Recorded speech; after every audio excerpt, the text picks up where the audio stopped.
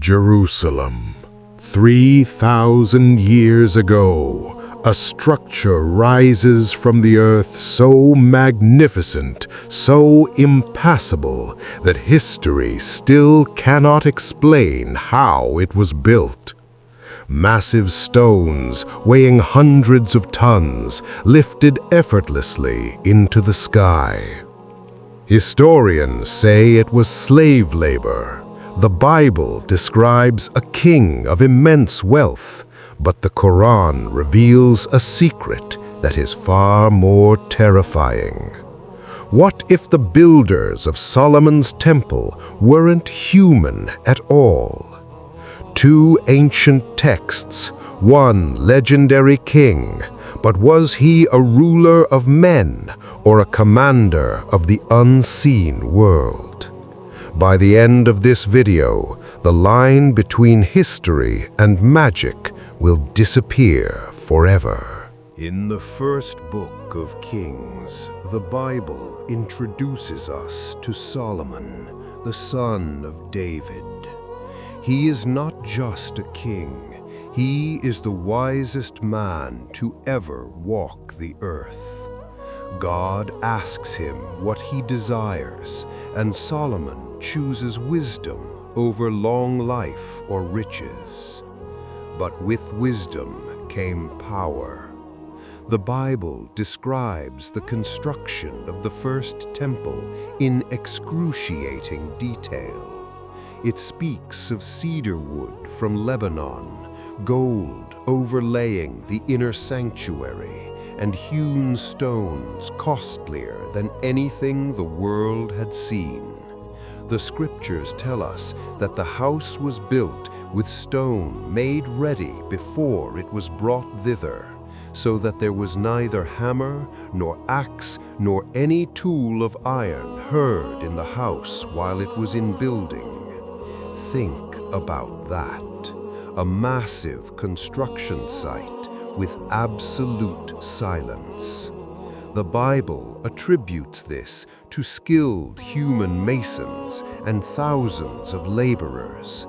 It paints a picture of logistical perfection. Solomon is the ultimate administrator, a man of earthly power. But here is the mystery the Bible leaves in the shadows. Later Jewish texts begin to whisper of something else. They speak of a magic ring, the seal of Solomon, given by God to control demons. But the canonical Bible remains silent on this, focusing instead on his tragic fall. In the biblical view, Solomon dies as a flawed human king who lost his way. But is that the whole story? Or is the Bible hiding the supernatural reality that the Quran would later reveal? Fast forward hundreds of years. The Quran descends, and with it Surah Saba and Surah Sa'd. Here, the story of Sulaiman changes completely. He is not a fallen king. He is a mighty prophet, protected by Allah, and given authority over forces that defy the laws of physics. The Quran does not speak of silent human masons. It gives us the answer to the impossible architecture. Allah says, "And to Sulaiman we subjected the wind, blowing forcefully, and of the devils were those who dived for him and did work other than that." In the Islamic narrative, the construction of the temple wasn't just engineering, it was a supernatural event. The Jinns, beings made of smokeless fire, were enslaved by the command of Allah to serve Sulaiman. They made for him whatever he desired, elevated chambers, statues, and basins as large as reservoirs. The Quran clarifies a massive misconception. Sulaiman never practiced magic. He never worshipped idols. His control over the jinns was a miracle, a divine grant of authority. And then, the most haunting moment of all, the death of Sulaiman. The Quran reveals that the jinns were terrified of him. They worked tirelessly, fearing his gaze.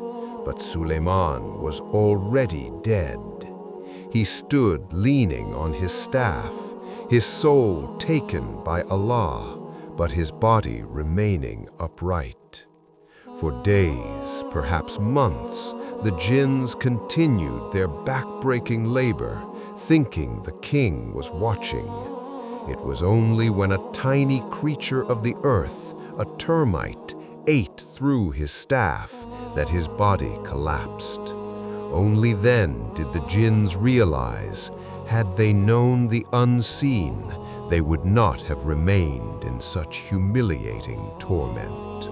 So, we have two portraits. The Bible gives us a king of wealth who falls into idolatry, building a temple with human hands in mysterious silence. The Quran gives us a prophet of power who commands the wind and the jinns, remaining faithful until his final breath.